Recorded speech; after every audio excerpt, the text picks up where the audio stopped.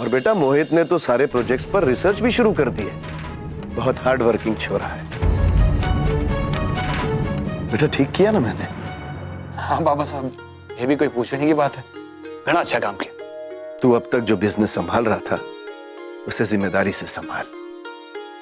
वैसे बेटा घनो अच्छो लाग्यो थारे को तैयार होता देख ऑफिस जाने के लिए। लगा है कि थारे को भी अपनी जिम्मेदारी का एहसास होने लग गया है। जा अपना काम संभाल। ठीक है बाबा साहब, आता हूं।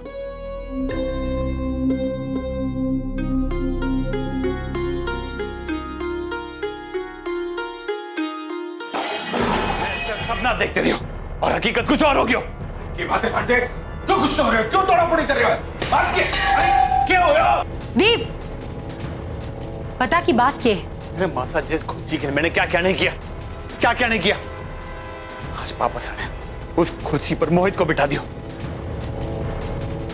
तो इतना परेशान होने की क्या जरूरत है? कौन सा मोहित 1-2 दिन में ही हिसाब किताब जान लेवेगा?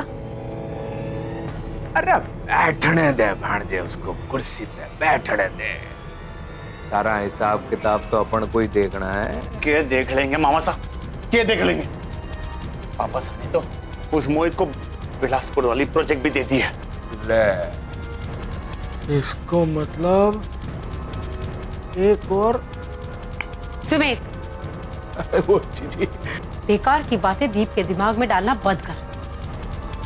तुम दोनों हमेशा मार काट के सोचो, कभी कभी अपने दिमाग से काम लिया करो। जीजी बात ही ऐसी है, अब भेजा किधर से काम करेगा जीजी? उधर रणवीर की कुर्सी पर मोहित को बिठा दी और बिलासपुर वाला प्रोजेक्ट भी उसके हाथ में थमा दी। अरे जीजी, और इधर आपने रसाल और उसके बच्चे को खत्म करने वाला प्लान जो बनाया था वो भी फ्लॉप हो गया। अब जीजी दिमाग बचे तो काम करे ना। हमारे को तो लगे है कि हमारा भाग्य खराब। सुमित, अपने नसीब को कोसना बंद कर और अब तुम दोनों हमारी बात ध्यान से सुनो। दीप, तू मोहित की तरफ दोस्ती का हाथ बढ़ा, उसे ये एहसास दिला कि तारे को कितनी खुशी मिल रही है उसे रणवीर की कुर्सी पर देखने में। कुछ दिनों तक उसे फाइल में उलझा रहने दे, फिर तो उसे अपने साथ मिला लेना। मासा क्या बोल रहा आप, क्या बोल रहा? तब तक हमारी बिलासपुर वाली प्रोजेक्ट की पोल उसके हाथ में खुल जाएगी। तो उतार मोहित ने शीशे पे। अरे लालची माँ बाप को छोड़ो है, थोड़ी बहुत लालच तो उसके खून में भी होगी। हाँ भांजे, जीजी की बात में दम तो है भांजे। अगर लालची नहीं है तो लालच को खून जुबान पे लगाना पड़ेगा। भांजे, आगे बढ़ना है तो पॉलिटिक्स तो करनी पड़ेगी। कर ले भांजे, मोहित से दोस्ती कर ले, समझो? Let's go.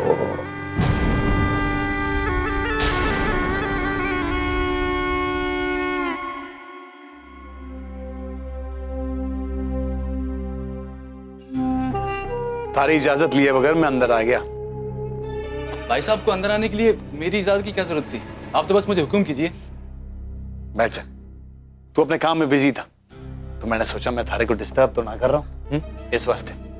खैर, पापा साहब ने हमारे को बताया कि तू रणवीर का कामकाज संभालने वाला है, सुनकर बहुत खुशी हुई, इसीलिए मुबारकबाद देने चला आया। थैंक यू भाई साहब, वो ताई साहब ने हुक्म दिया तो घणो अच्छा किया। और तूने तो रिसर्च भी शुरू कर दी। वाह, अच्छा है, देखकर बड़ी खुशी हुई मारे को। अगर थारे को किसी चीज की जरूरत हो ना तो मारे को बेझिझक पूछ लेना। हालांकि पापा साहब ने थारे को जिम्मेदारी दी है, पर हमारा भी फर्ज बने कि मैं थारे को अठे के काम काज तौर तरीके से अवगत कराऊं। जी भाई साहब, आप बिल्कुल सही कह रहे हैं। देख मोहित, इस वक्त घर का जो माहौल है वो ठीक ना है, तो अपने आप को ज्यादा काम में उलझाने की जरूरत ना है। थारे को मुमल का, काकी सा का और थारे भाभी सा का ख्याल रखना है। अरे मैं हूं ना, मैं सब संभाल लूंगा, और पापा साहब को बताऊंगा भी ना कि मैं थारी मदद कर रहा हूँ। भाई साहब, बस तायसा ने हुक्म दिया और मैंने स्वीकार कर लिया। सच कहूँ तो भाई साहब, मैं रणवीर भाई साहब की कुर्सी पर बैठूंगा तो जरूर, और उस पर अपना मालिकाना हक बिल्कुल नहीं जताऊंगा। उस पर तो आपका और रसाल भाभी साहब के होने वाले बच्चे का हक है। मैं तो सिर्फ संभाल रहा हूं, उनकी अमानत समझकर। ये तो मैंने पहले ही सोच लिया था भाई साहब। बड़ा अच्छा लगा थारा विचार सुन के। चाड़ू,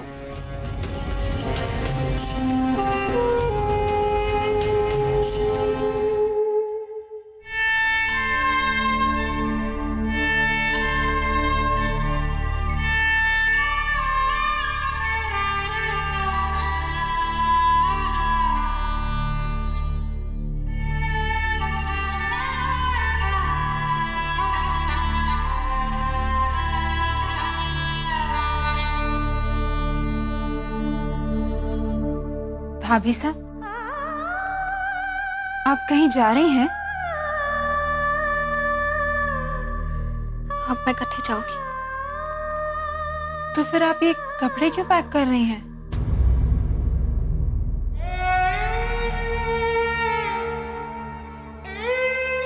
जिन्हें हमारे को इन कपड़ों में देखना अच्छा लगता था, वो ही ना रहे। तो फिर ये कपड़े हमारे किस काम के? इसलिए ना बस समेट रही हूँ। अब तो हमारे को इन सादे कपड़ों में ही रहना है ना। क्योंकि हमारे सुहाग को रंग तो उतर क्यों है।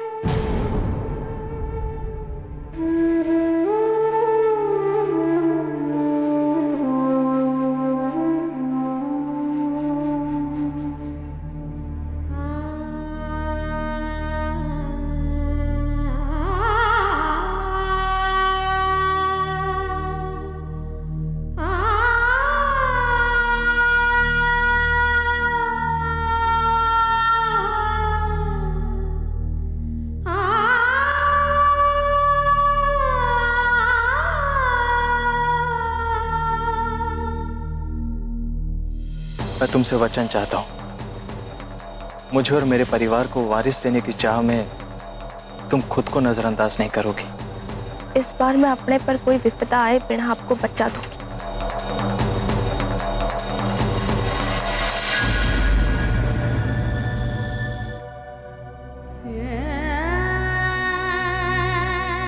जब मैंने आपको वचन दिया था कि मैं कभी दुखी ना होंगी, तब मैं मां बनने को नाटक कर रही थी। पर अब हमारी कोख में आपको अंश बख्श हुए ठाकुर साहब।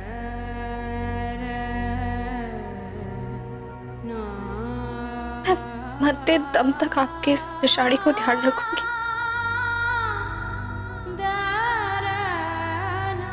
आपके होने वाले इस बच्चे को मां और पिता दोनों को प्रेम दूंगी।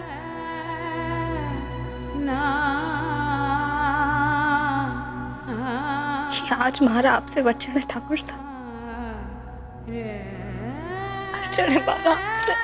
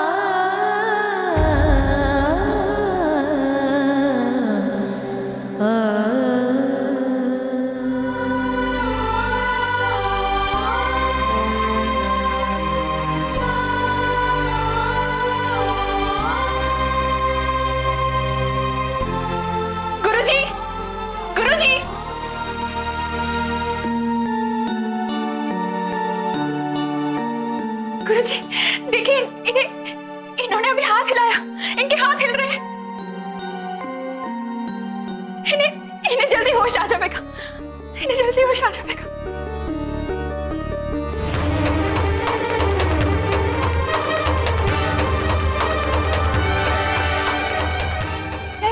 मैं सच कह रही हूँ गुरुजी, इन्होंने अभी अभी हाथ हिलाए थे। हाँ हाँ जरूर हाथ हिलाया होगा। तुम इसे दवा जो लगा रही थी, शायद तुम्हारे स्पर्श से इसे कुछ महसूस हुआ होगा। सच कहूं रुक्मी, तो हमारी दवाई से ज्यादा तुम्हारी दुआओं का असर है। और वो दिन दूर नहीं जब ये उठकर तुम्हारे सामने आ जाए।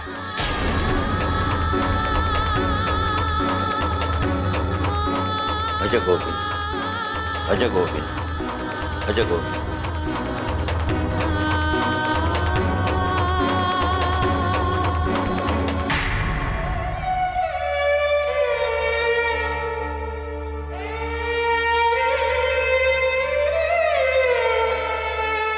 पहले अंदाजा लगाओ कि इसके अंदर क्या हो सकता है, फिर खोलने की इजाजत मिलेगी। लो, मारे को बताना होगा।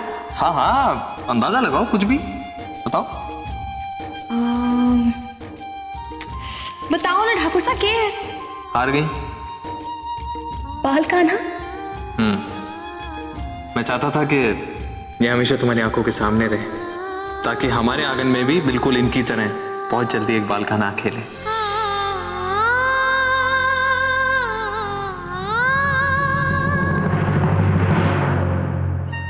हे कान्हा, ठाकुर सा को जल्दी होश आ जाए,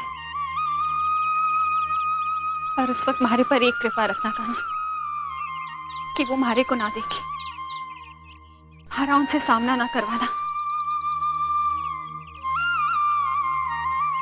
मारे को उनकी सेवा के बदले कुछ ना चाहिए कान्हा। मैं उनकी जिस नफरत को भुलाकर इतनी दूर अपनी नई राह पर निकली, मारे को फिर से उस नफरत से सामना ना करवाना। बस वो आटे से ठीक होकर जल्दी हवेली लौट जाए, अपना और रसाल का ध्यान रखे बस। और उन्हें दीप और सुमेर के बारे में कैसे मालूम होगा, उन्हें ये जानना बहुत जरूरी है। सुमेर के बारे में एक अनजान नाम से खत लिखकर रखती हूँ। ठाकुर के होश में आते ही वो खत किसी तरह उन तक पहुंचा देती हूँ कि दीप और सुमेर उन्हें ढूंढते हुए इस मठ में भी आए थे।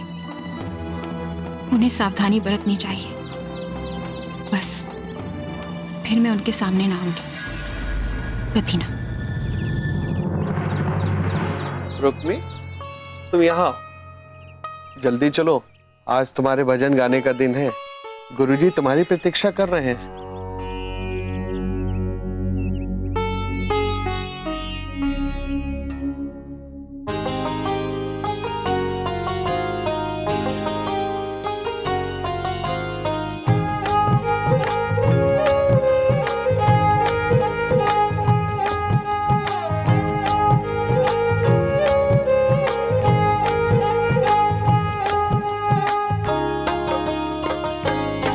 कान्हा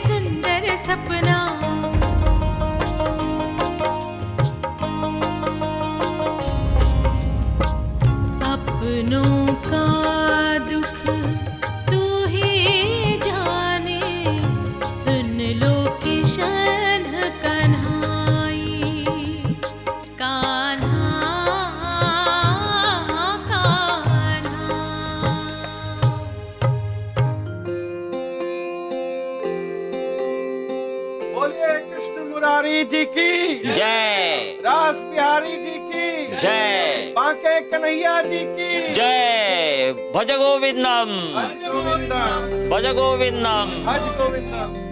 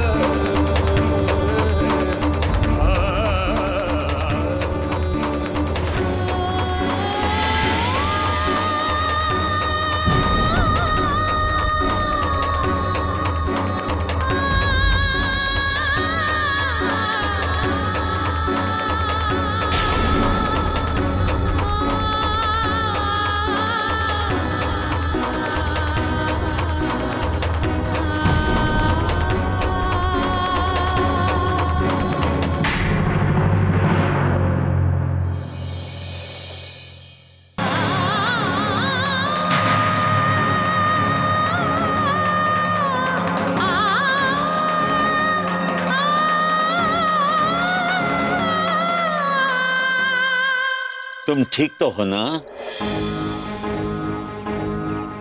आप कौन है? और ये औरत मुझे देखकर भाग क्यों गई? कौन है वो? और ये कौन सी जगह है? मैं यहाँ कैसे आया?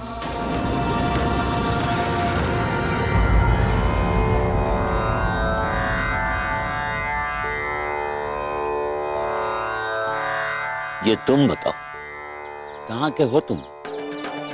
कहाँ जा रहे थे? क्या हुआ तुम्हारे साथ?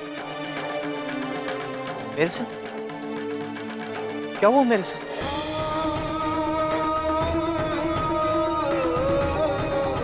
एक नदी में तुम बहते जा रहे थे जख्मी हालत में। किनारे लगे तो एक लकड़हारे की तुम पर नजर गई।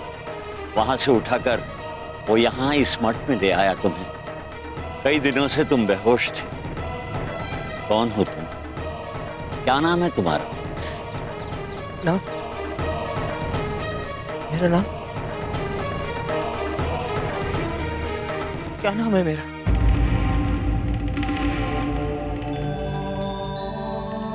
कौन हूं मैं?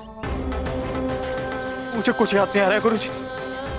कौन हूं मैं नदी में कैसे बह गया? मैं ये क्या जगह है गुरुजी? मैं यहाँ कैसे आया?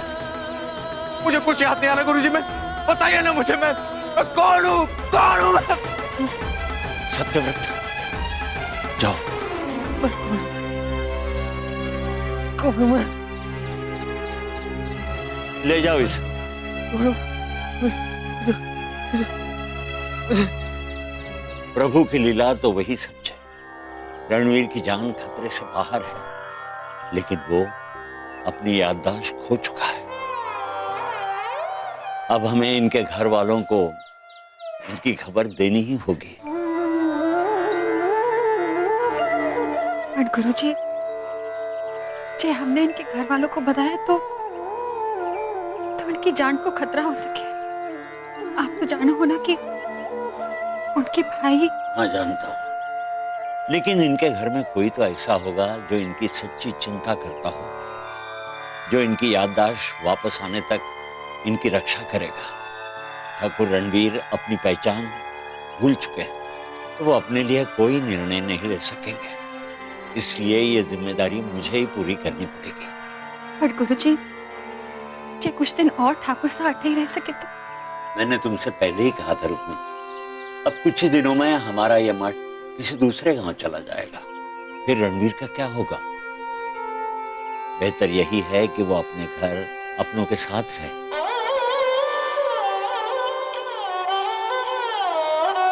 रुक्मी, तुम्हारे ये आंसू मुझे फिर वही सवाल पूछने पर मजबूर कर रहे हैं। अगर तुम रणवीर के बारे में कुछ जानती हो तो वो बताने का यही सही समय है।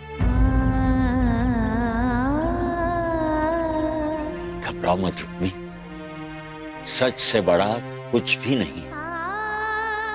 हो सकता है तुम्हारा यह सच रणवीर को उसकी पहचान वापस दिला दे। ठाकुर साहब, हमारे बीन है। क्या?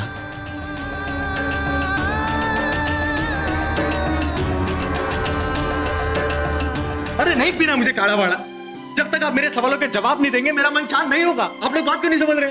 अरे आप मुझे बताइए तो, आप मुझे पकड़ क्यों रहे? छोड़िए मुझे, मुझे पहले मुझे नहीं।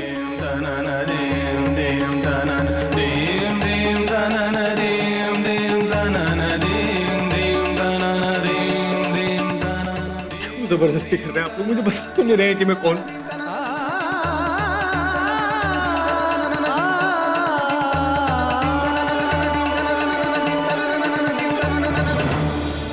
आपने सच कहा था गुरुजी।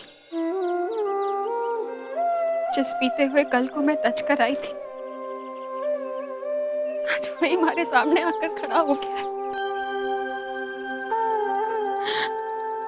मैं तो अपनी बहन और ठाकुर साहब की खुशी वास्ते हवेली छोड़कर आई थी,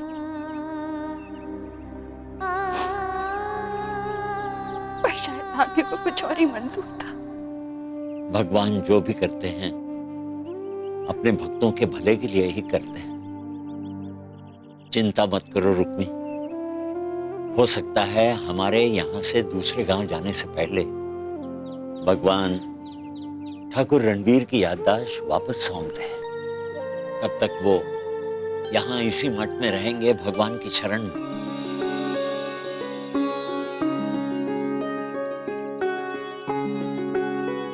भगवान तुम्हें और तुम्हारी बहन रसाल को ये सब सहने की शक्ति दे। भज गोविंदा, भज गोविंदा, भज गोविंदा।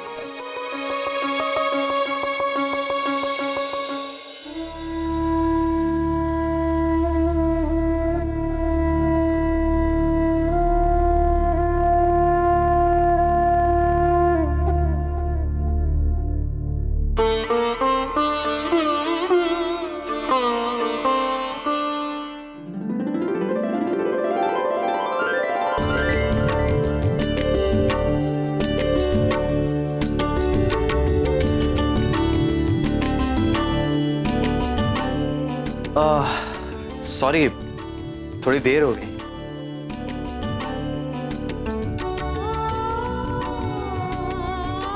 नाराज हो?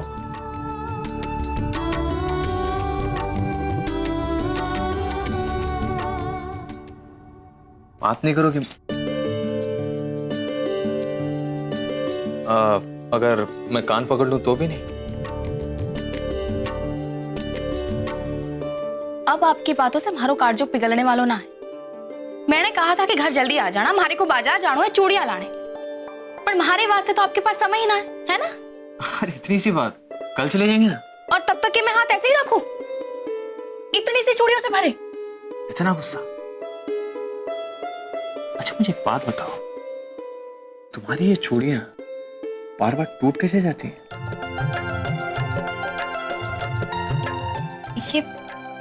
ये आप हमारे से पूछो।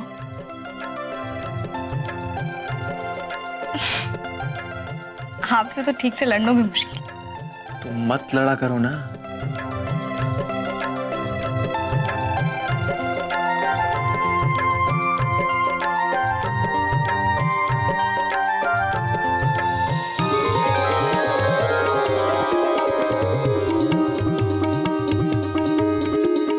ठाकुर साहब ये भाई, मैं तुम्हारे इन हाथों को खाली कैसे रहने दे सकता हूँ?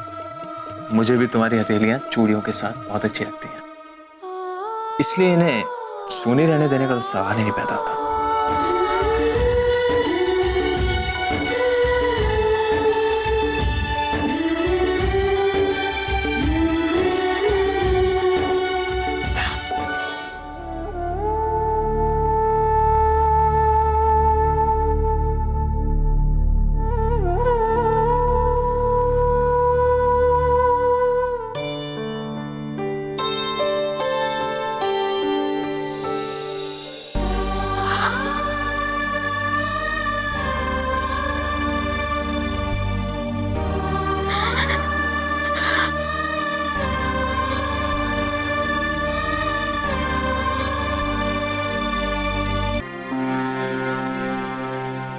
अब कैसे लग रहा है? आराम है ना? नहीं गुरुजी, जब तक मुझे ये पता नहीं लग जाता कि मैं कौन हूं, मुझे आराम कैसे मिल सकता है गुरुजी? मन बेचैन हो रहा है गुरुजी, ये जानने के लिए कि आखिर मैं हूं कौन, नाम क्या है मेरा, मैं यहां कैसे आया, कहां से लाया गया हूं। आपके सिर पर इतना गहरा घाव है, शायद इसी कारण आपकी याददाश्त चली गई है। आपका मन बेचैन है। भगवान की कृपा से धीरे धीरे आपको सब याद आ जाएगा ठाकुर। भज गोविंदम, भज गोविंदम। एक मिनट गुरुजी, आपने मुझे ठाकुर क्यों कहा? आप जानते हैं कि मैं ठाकुर हूं? जब आपको यहाँ लाया गया था, आपकी हालत बहुत गंभीर थी, जख्मी हालत, खून से लथपथ, लेकिन उस अवस्था में भी आपके चेहरे पर एक तेज था। वो ये बता रहा था कि आपका जन्म किसी बड़े खानदान में हुआ होगा। और जब से आपको होश आया, मैंने देखा कि आपके बात करने का ढंग, आपका दिल डोल बिल्कुल ठाकुरों जैसा है। चिंता मत करो, भगवान की शरण में आए हो, वो सब ठीक कर देंगे। हम सबसे, आपसे भी ज्यादा भगवान को आपकी चिंता है। शायद इसी कारण आपकी सेवा के लिए रुक्मी जैसी देवी को आपसे पहले यहाँ भेज दिया। रुक्मी ने मन से आपकी सेवा की है। ये सब उसी की देखभाल का नतीजा है कि आज आप अपने पैरों पर खड़े हैं, चल फिर रहे हैं। भज गोविंदम, भज गोविंदम। रुक्मी ने मन से आपकी सेवा की। ये सब उसी की देखभाल का नतीजा है कि आज आप अपने पैरों पर खड़े हैं।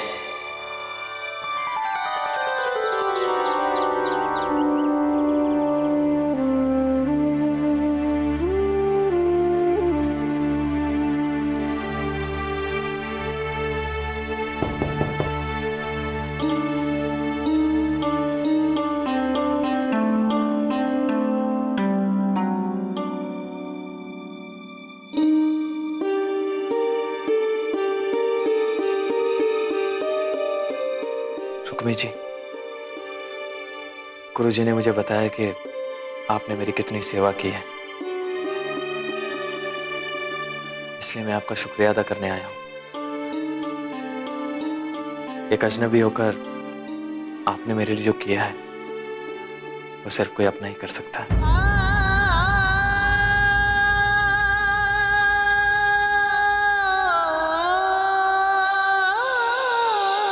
एक अजनबी होकर आपने मेरे लिए जो किया है, वो सिर्फ कोई अपना ही कर सकता है।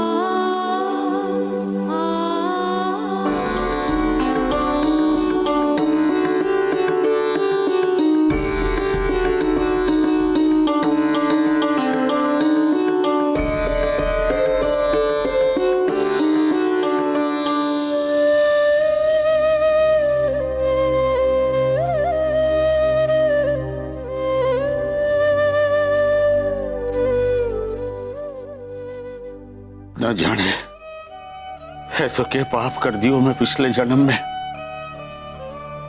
जे मारी छोरिया के भाग में इतनो घणो दुख लिख दियो। अब भी अपने ही भाग को कोसो ठाकुर साहब, और उस मणूस वास्ते रो जिसके कारण ये सब हुआ। अरे खुद तो ना जाने कहां चढ़ी गई अपना मुंह काला करके, साथ में हमारी छोरी की खुशियां भी ले गई और उसकी झोली में सारे दुख डाल गई। माँ, आपने हमारी रुक्मी जीजी ने घना दोष दिया है। अब तो वो चली भी गई, अब तो उन्हें बुराई करना छोड़ दो। बस अब तू ही रह गया था बोलने वाला। हर वक्त किसु बेटा,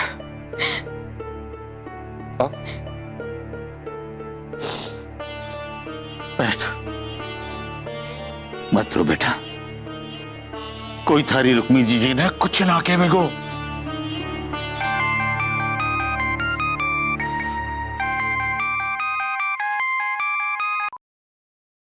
हेलो समझण सा, क्या हुई हो? मैंने तो सिर्फ आपसे माफी मांगने को फोन किया था।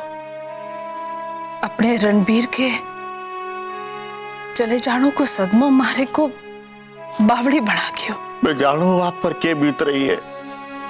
अब तो हमें एक दूसरे का आंसू पोंछना है ताकि बच्चों को जीने की हिम्मत मिल सके। समझण सा, आप हमारी रसाल ने माफ कर दियो, जो ही घणो उपकार है मारे पे। रसाल कठे कैसी है हमारी रसाल? बिल्कुल ठीक है।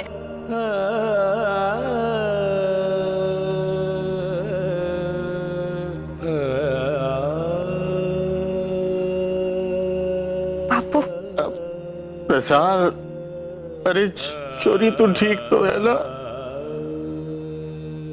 मैं ठीक हूँ बापू, आप भारी चिंता ना करो। हाँ बेटा, अपने खाने पीने का ध्यान रखिए। ले हमारी माँ से बात कर। रसाल, अरे छोरी, कैसी है तू बेटा? तारी तबीयत तो ठीक है ना? मैं और ठीक हूँ माँ। केसु कट है। ठीक है, ले बात कर, जीजी से बात कर। जीजी, केसु कैसो है तू? मैं ठीक हूँ जीजी, मारे को आपने घनी चिंता हो गई। केसु, तू मारी चिंता ना कर। काय जब मैं दुखी होता हूँ तो आप रे और रुक्मी जीजी ने मारी चिंता ना होवे। अब तो रुक्मी जीजी भी आपके साथ ना है। अगर आपके साथ होती तो आप अकेली ना होती।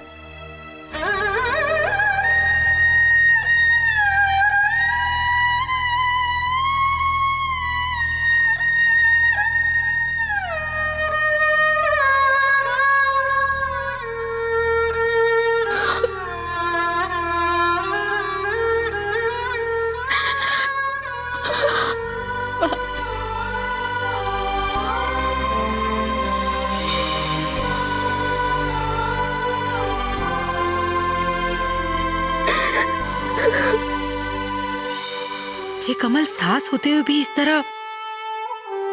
रसाल की हालत कमल के प्रेम से सुधर गई तो इस हवेली का वारिस बिना किसी रुकावट के आ जाएगा और फिर घनी देर हो जाएगी। ना हारी को कुछ करना होवेगा।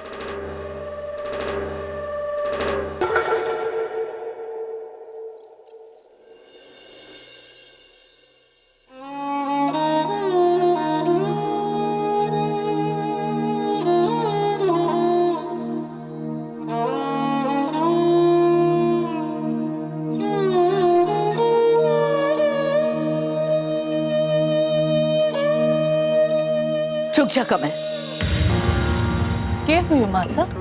कमल, रसाल अब विधवा हो चुकी है। अब वो अट्ठे बैठकर खाना ना खा सके।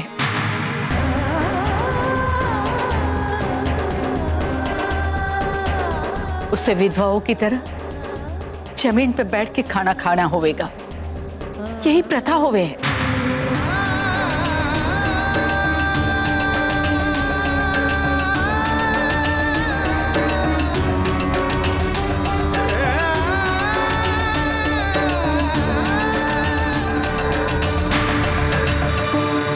हमारा कालजा तो ये सब ना चाहे, पर चंचल ने हमारी आंखें खोल दी। गांव में अगर किसी नौकर ने बता दिया कि रसाल विधवाओं की प्रथा का पालन ना करे है, तो सारे गांव में हमारी नाक कट जाएगी। परंपरा के हिसाब से रसाल अठे बैठकर खाना ना खा सके और ना ही अपने बिस्तर में सो सके और किसी से हंस बोल भी ना सके। पर ये बेचारी तो अपने दुख में वैसे ही किसी से हंस बोल ना सके। ये पता दुख की वजह से या शर्म की वजह से अपने बींद को जीते जी तो कोई सुख ना दे पाई। चंचल,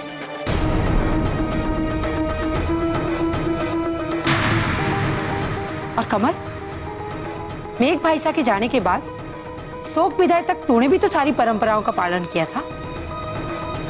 पर जीजी हमारी बात और थी। रसाल तो अभी बच्ची है, पर विधवा है। रसाल इस हवेली की सारी परंपराओं का पालन करेगी। ताईसा, परंपरा अपना फर्ज निभाने के लिए बनाई गई हैं और बींदनी होने के साथ साथ रसाल भाभी साहब माँ भी बनने वाली हैं। इस होने वाले बच्चे के प्रति भी उनका कोई फर्ज है। शोक बिनाई तक नीचे बैठकर खाना, जमीन पर सोना, वो भी इस हालत में। अगर ऐसे में बच्चे को कुछ हो गया तो क्या तब भाई साहब की आत्मा को शांति मिल पाएगी? बस मुंह मत। थारे को कोई अधिकार ना है हमारे रीति रिवाजों के बारे में बात करने का। और वैसे भी कभी भी थारे को इन परंपराओं पर विश्वास ना था। पढ़ी लिखी छोरी है ना तू, तभी तो तूने इस हवेली की परंपराओं को खूंटे से टांगकर अपने परिवार की मर्जी के खिलाफ ब्याह किया। और क्या हासिल हुआ ब्याह करके? अपने बीत की मान मर्यादा तू क्या समझेगी? जे समझती होती तो उसे अपने सासरे से कभी अलग ना करती, इकलौते छोरे को अपने माँ बाप से कभी दूर ना करती। चंचल, ये मूमल को अपनो घर है, इसका आज भी अटे उतना ही अधिकार है जितना ब्याह से पहले था। समय बदल रहे हो है, अब पहले जैसा कुछ ना रहे हो। क्या गलत कह रही है छोरी? आप इस गांव के ठाकुर सां हैं, आपका मान है। आपके मुंह से बदलाव की बात सुनकर आपकी जनता ये ना कहे कि जब अपने घर परिवार की बात आई तो ठाकुर सां की हवेली से स्वार्थ और बदलाव की हवाएं चलने लगी। अरे गांव में और विधवाएं भी तो हैं। अगर हैं तो ये बदलाव उनके लिए भी। अपनी हर प्रथा को पालन करूंगी। और भाभी साहब, मैं एक विधवा हूँ मूमल, और अब एक विधवा की तरह ही जीऊंगी।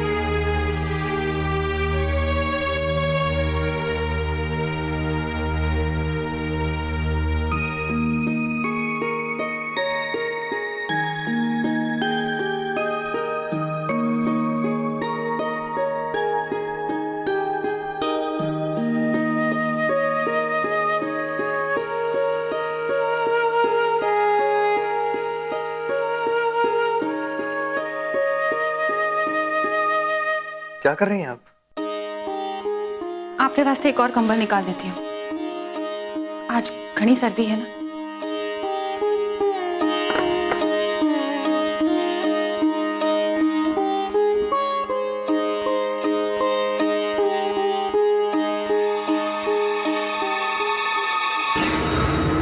संभल के।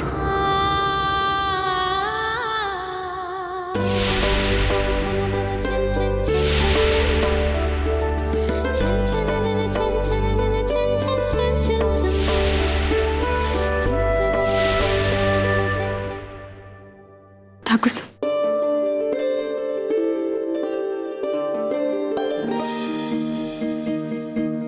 रुक्मी जी, मुझे मेरे कुछ सवालों के जवाब चाहिए। आप मेरी इतनी सेवा क्यों करती हैं? आपको हर वक्त मेरी इतनी फिक्र क्यों रहती है? क्यों रुक्मी जी? जवाब दीजिए। आपने इस मठ में शरण ली है, आपकी सेवा करना हमारा धर्म है। आप जितनी जल्दी अच्छे हो जाए उतना ही अच्छा है आपके वास्ते, और आपने उन अपनों वास्ते भी जिन्हें आप कटे पीछे छोड़ा है।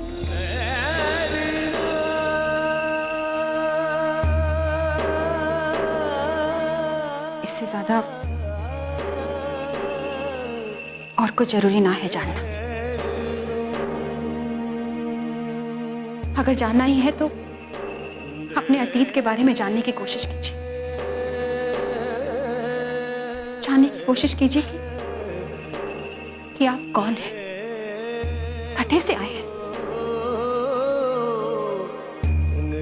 क्या पहचान है आपकी।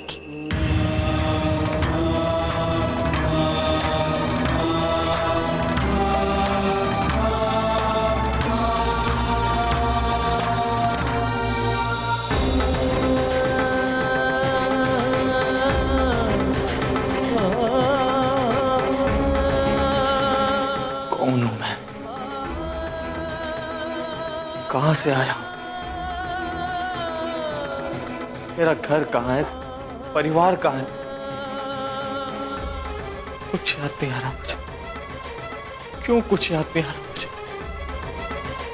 क्यों कुछ याद नहीं आ रहा? क्यों?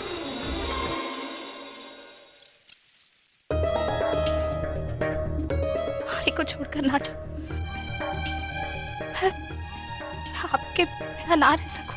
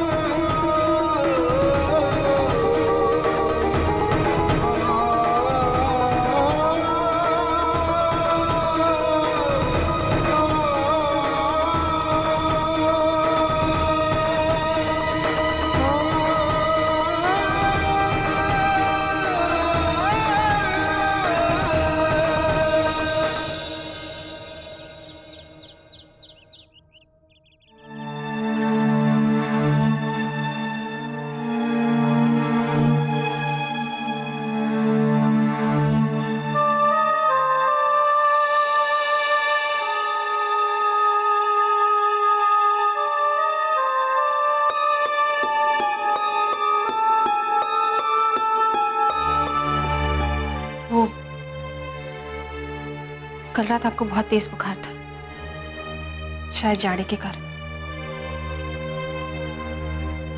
आपको कैसे पता चला कि मुझे बुखार है?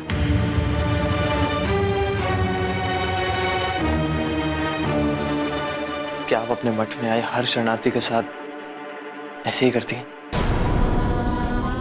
आधी रात में जाके देखती हैं कि वो तकलीफ में है या नहीं?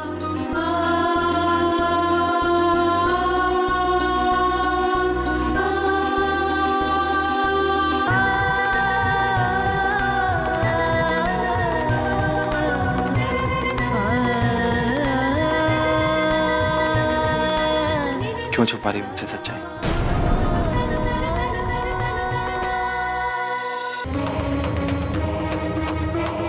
आपको मेरी इतनी फिक्र क्यों रहती है?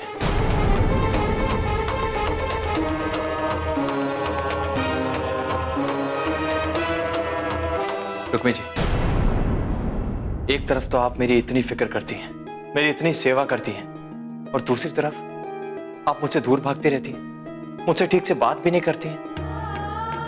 आखिर क्यों? क्या वजह है इसकी? हमारा प्रार्थना करने का समय हो रहा है।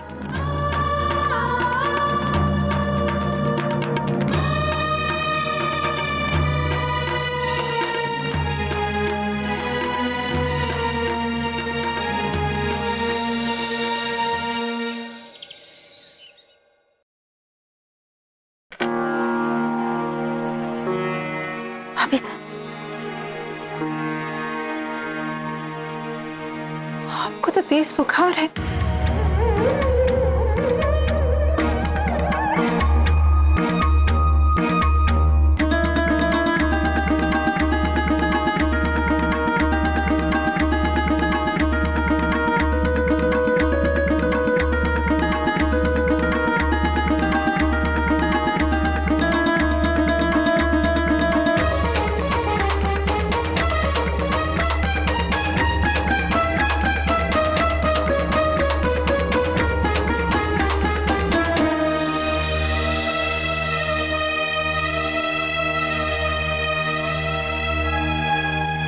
क्या हुआ मोमन? रसाल भाभी सा नाश्ता करने की हालत में ही नहीं है। उसके लिए नाश्ते की प्लेट पटकने की क्या जरूरत थी? बुखार से तप रही है वो। दवा दे दो, सब ठीक हो जाएगा। क्या ठीक होगा ताईसा? अगर भाभी सा का बुखार उतर भी गया ना तो भी कुछ ठीक नहीं होगा। तो क्या करे बिंदनी वास्ते? इस हवेली की सारी परंपराएं तोड़ दे? और थारे से ये सब करने के लिए किसने कहा? कल तो सबके सामने रसाल ने इतना बड़ा मुंह खोल के बोला था कि मैं विधवा होने की सारी रस्में निभाऊंगी। फिर एक ही रात में क्या हो बदल गई, और अब थारे हाथ में तलवार देकर भेजो है। अपने वास्ते सारे ऐसो आराम वापस पाने को ये अच्छो भाणो ढूंढियो है। भाभी सा ने मुझसे कुछ नहीं कहा ताईसा। वो तो ये तक नहीं जानती कि मैं उनके लिए नाश्ता लेकर गई थी।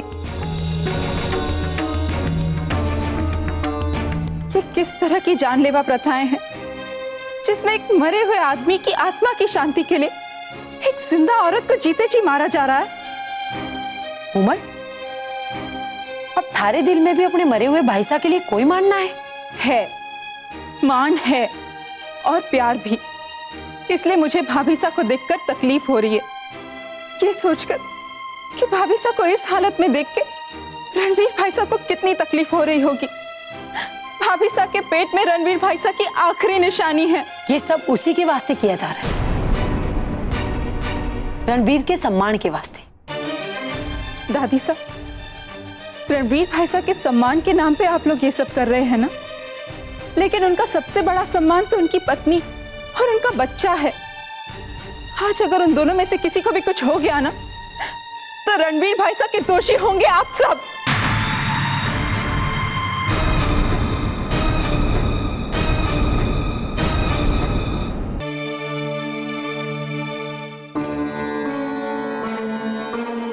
रहने दे,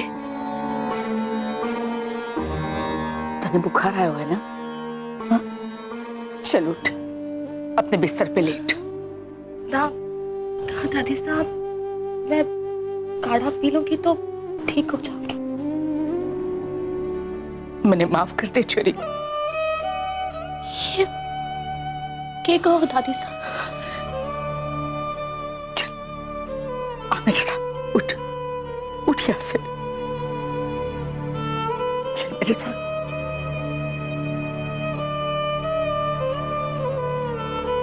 बैठ।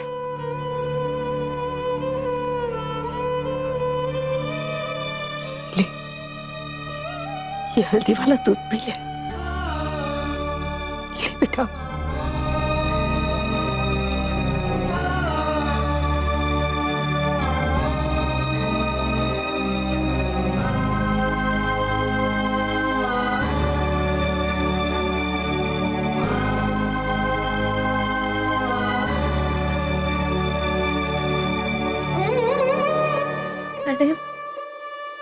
अरे ठाकुर साहब को खड़ो परेशान क्यों है दादी साहब?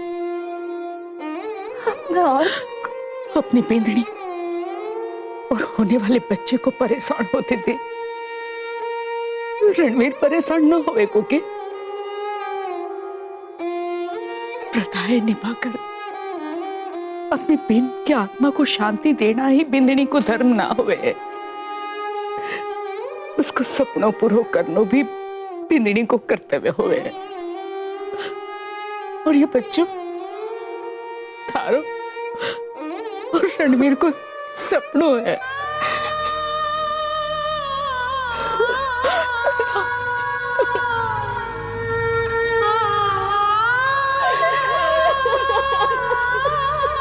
कल के दुख से और आने वाले कल की चिंता में अपना आज मत गंवाओ, क्योंकि तुम्हारा आज ही तुम्हारे जीवन का सबसे बड़ा सत्य है।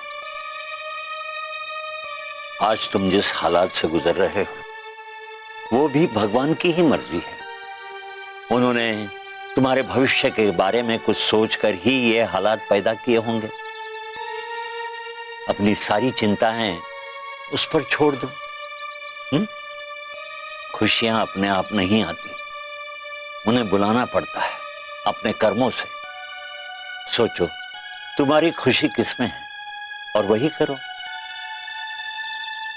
भज गोविंदम, भज गोविंदम, भज गोविंदम।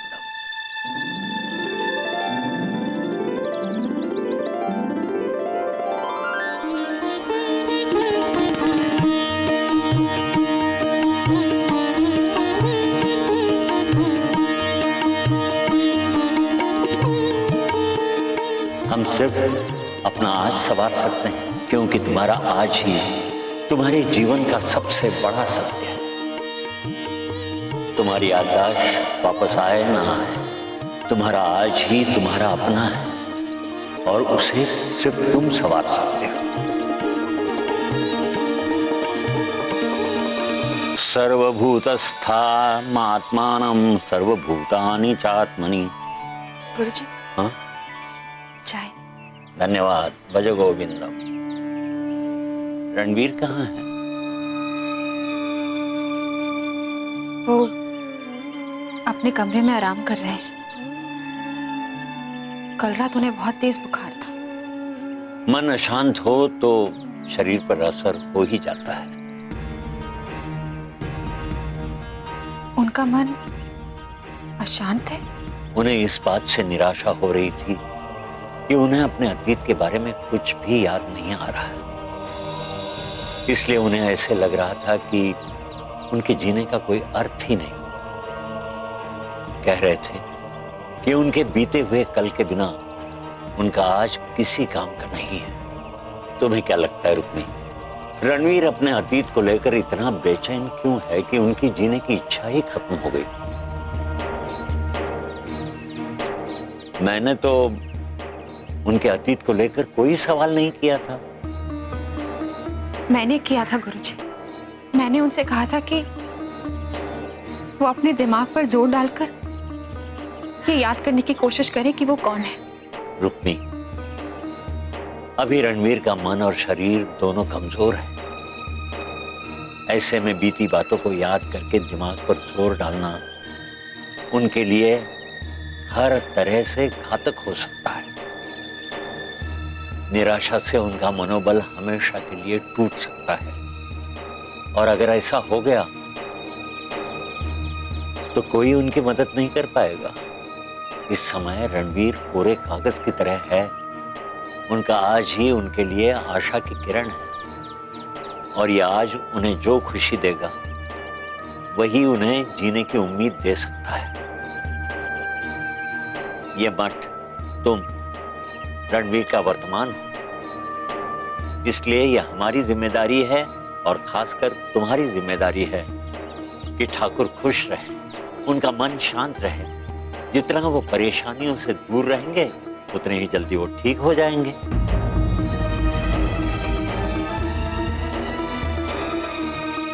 ये शनि मारी कुंडली से गया तो राहु आकर जम गया। कौन सा राहु जीजी? जो मूमल, ये मूमल मास्टर नहीं बनके सबको परंपराएं तोड़ने का सबक देवे। पहले तो रसाल की रक्षा वास्ते वो रुक्मी हमेशा तैयार रहती थी, और अब ये मूमल पहरेदार नहीं बनके उसकी रक्षा करे। जब जीजो सा ने मुमल को अनुमति दे दी तो मने लागो हमारो काम तो खत्म। नहीं सुमित, मैं इतनी आसानी से ये खेल खत्म ना होने दूंगी। उस मूमल की वजह से रसाल को सारे ऐशो आराम वापस से नसीब हो गए, और विधवा प्रथा रसाल के माथे पर मरकर उसके पेट में पल रहे बच्चे को मारने की नीति भी फेल हो गई। और मैं जो बना बैठने वाली हूँ, बस हमारे हाथ कोई ऐसी कड़ी लग जाए जिससे मैं मूमल का मुंह हमेशा वास्ते बंद कर दूं। अरे अरे जीजी, आप यो काम तो दीप भाणजे ने पहले से ही आसान कर दियो है। हमारे प्यारे जमाई सा मोहित वो खुद यो काम करेगा। बस एक बार मोहित दीप भाणजे की बात मान ले, उसको मुंह खुद ब खुद बंद हो जाएगा, समझो? Let's go. भाई साहब आधा घंटा और, बस ये प्रोजेक्ट पूरा कर लेता हूँ बस। अरे मैं ये देखने ना आया हूँ कि काम हो रही हो कि ना। मारे को पता है कि थारे को दी गई जिम्मेदारी तू चौको तरीके से करेगा। मैं तो थारे को अपने साथ बाहर ले जाने वास्ते आया हूँ। बाहर? इस वक्त? वो भी काम छोड़कर? भाई साहब कोई खास वजह? अरे काम तो जिंदगी भर चलता रहेगा छोटे।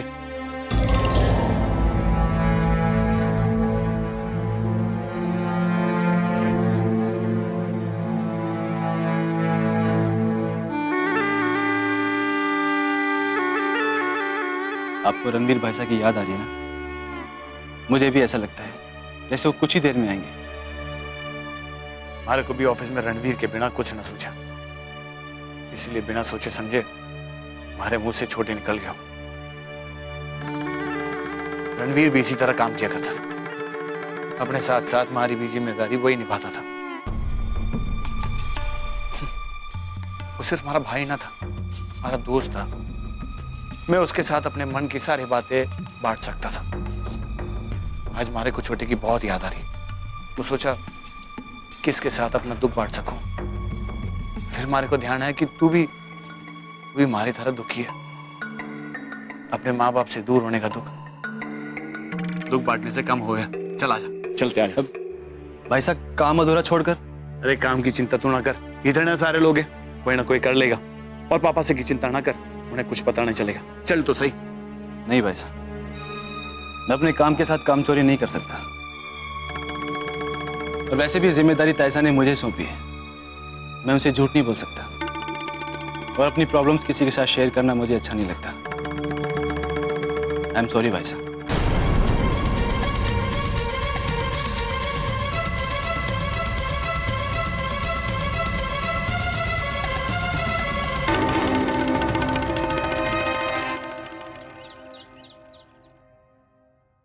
भाभी साहब लीजिए, खाइए। ना मुमल, हमारे को अभी भूख ना है। नहीं भाभी साहब, ये तो आपको अभी ही खाने होंगे। मैंने आपके दिन भर के खाने पीने का एक चार्ट बनाया, और उस चार्ट के मुताबिक ये समय फल खाने का है। लीजिए। फिर आधे घंटे बाद आपको दवाई भी तो लेनी है। चलिए मुंह खोलिए।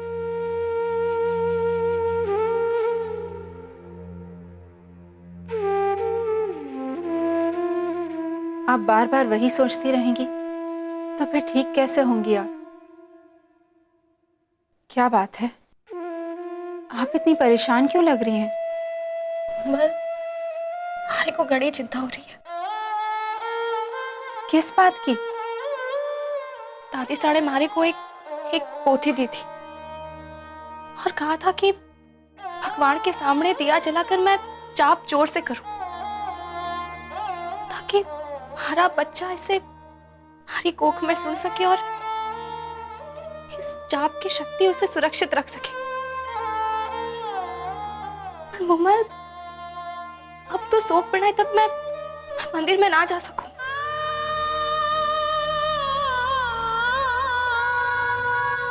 हमारे को डर लग रहा है मुमल, कहीं ये जाप खंडित हो गया और अरे बच्चे को भी ऐसा मत सोचिए भाभी साहब, कुछ नहीं होगा। आप जाप करना चाहती हैं ना, तो चलिए मेरे साथ। ना मुमल, हमारे को फिर एक बार हमारी जिद के कारण किसी को काटजो ना दुखाना। किसी प्रथा को तोड़कर मैं ठाकुर साहब को अपमान ना करना चाहूं और मैं ये भी ना चाहूं कि तुम्हारे वास्ते घर वालों से झगड़ो मोल ले। भाभी साहब, मैं किसी से कोई झगड़ा नहीं करूंगी। आप चलिए मेरे साथ। आप चाहती हैं ना कि आपका क्रम नहीं टूटे और आपका बच्चा रोज की तरह जाप सुने, तो चलिए मेरे साथ। कैसे? आप चलिए भाभी साहब।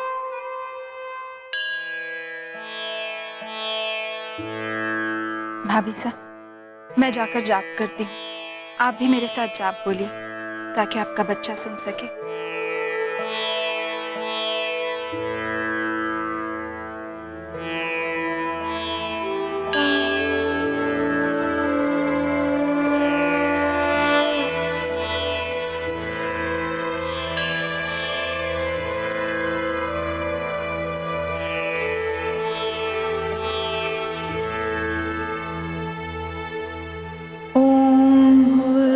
भुवस्वः तत्सवितुर्वरेण्यं भर्गो देवस्य धीमहि धियो यो नः प्रचोदयात्।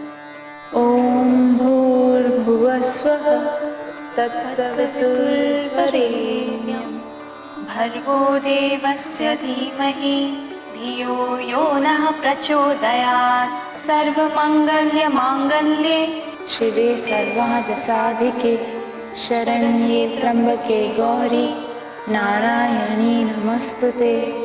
या देवी सर्वभूतेषु शक्तिरूपेण संस्थिता नमस्तस्यै नमस्तस्यै नमस्तस्यै नमो नमः।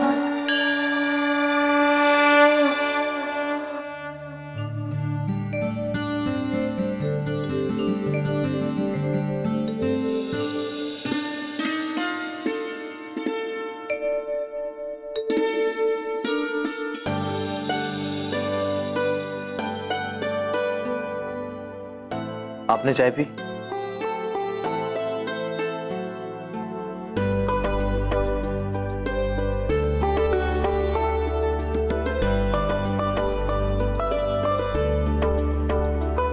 ले लीजिए।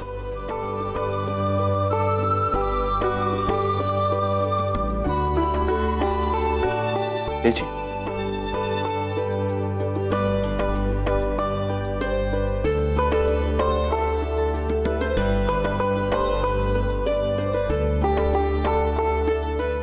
अरे, आप खड़े खड़े क्यों पी रही हैं? बैठ जाइए ना।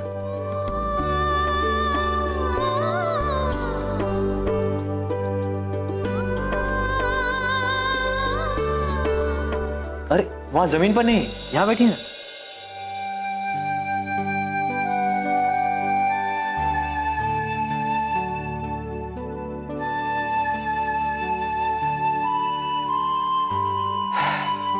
ठीक है, तो मैं भी यहीं बैठ जाता हूं।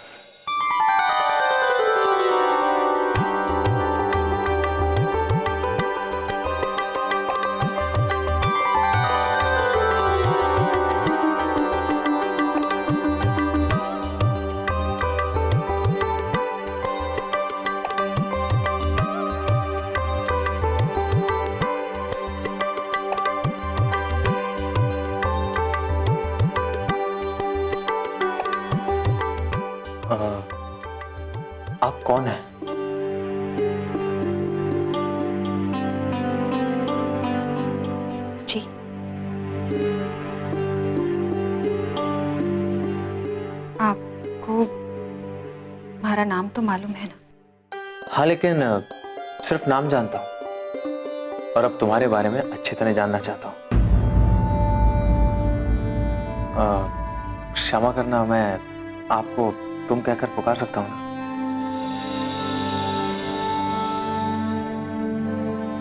तुम कौन हो, कहाँ से आई हो और इस मठ में क्या कर रही हो? तुम्हारा घर कहाँ है, परिवार में कौन कौन है और वो सब कहाँ है? ये सब जानना चाहता हूँ।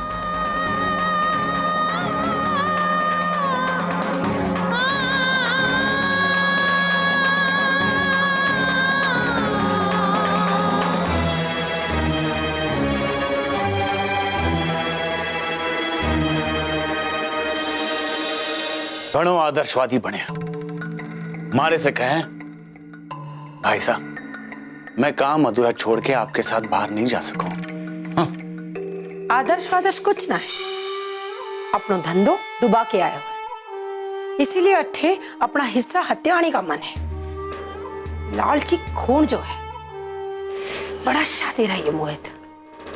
ज्यादा दिन लालच ना छुपा पाएगा, एक ना एक दिन तो आंखों से उतर ही जाएगा। बस शांति से इंतजार करना पड़ेगा। दीप,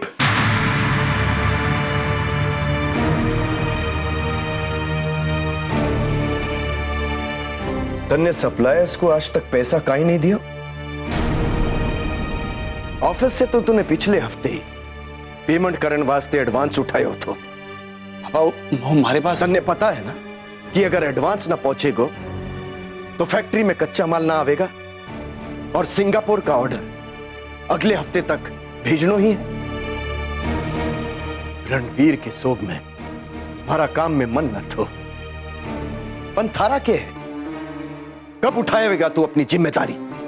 पापा साहब, मैडम अभी तू मन ने ये भरोसा दिलाने की कोशिश ना कर कि रणवीर का जाने का दुख थारे को भी है।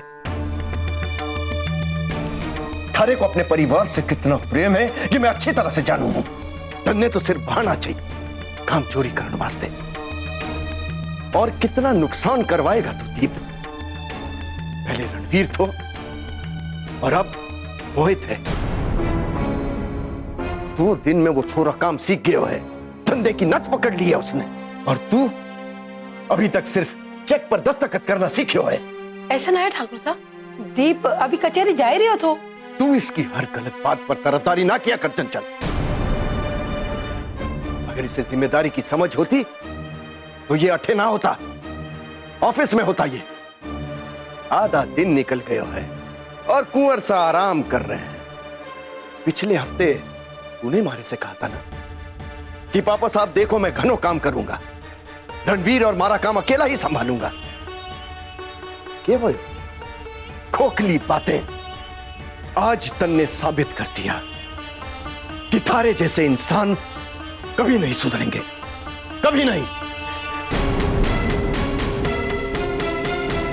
अभी मोहित भी रणवीर की तरह वापस आके सामने हमारे को गेड़ो साबित करेगा।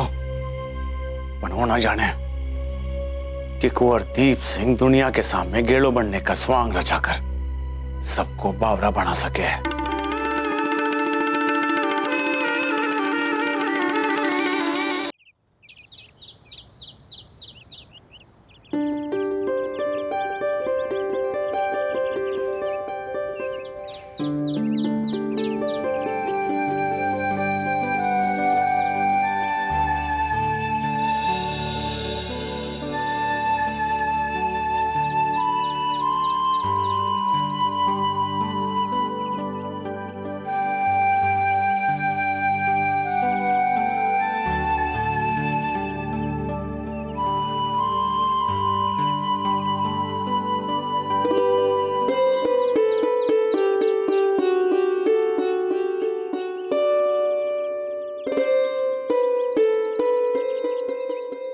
तुमने अभी तक मेरे सवालों का जवाब नहीं दिया है रुक्मी।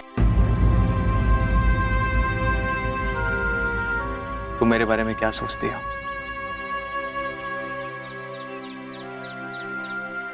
जानकर क्या करोगे? तुम मैं अपना आज ढूंढूंगा।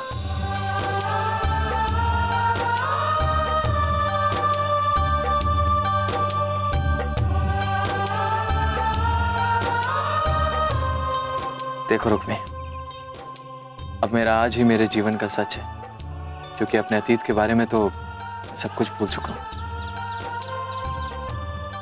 बस एक मेरा आज ही है जिससे मुझे उम्मीद है, और पता नहीं क्यों जब भी मैं तुम्हें देखता हूं ऐसा लगता है जैसे वो मेरी उम्मीद हकीकत बन सकती है। इसलिए मैं तुम्हारे बारे में जानना चाहता हूं, तुम कौन हो, कहां से आई हो? अभी थोड़ी देर में मठ में भंडारा शुरू होने वाला है, हरे को खाने की तैयारी करना जरूरी है। हाँ, लेकिन मेरा तुम्हें जानना भी बहुत जरूरी है। मठ में इतने सारे लोग हैं, वो सब भी तो आपरे आज का हिस्सा है। आप हमारे बारे में ही क्योंकि क्यों? तुम मुझे बहुत अच्छी लगती हो।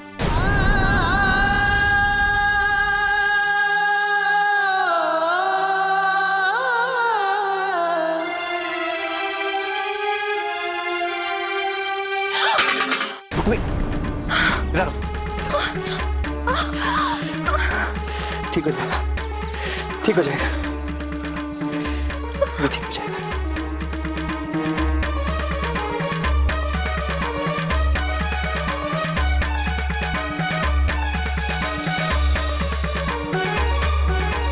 अरे मुंह में जबान नहीं है क्या?